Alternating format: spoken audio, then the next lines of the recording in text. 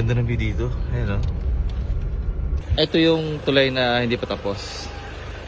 At may river crossing dito ng konti. So, tingin ko bababa lang yan. So, yun mga kasama natin. Tatawid tayo. Ayun na. Lumusong na.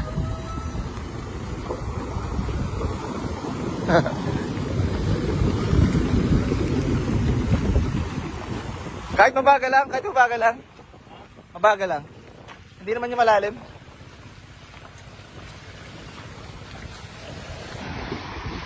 Ito na yung tulay na hindi pa tapos. Nagdudutong sa Abarato. Siyempre mababaw ngayon sa summer. Ayan. Basically 4x4 kahit 4x2 basta SUV pickup. Makakalusot dito.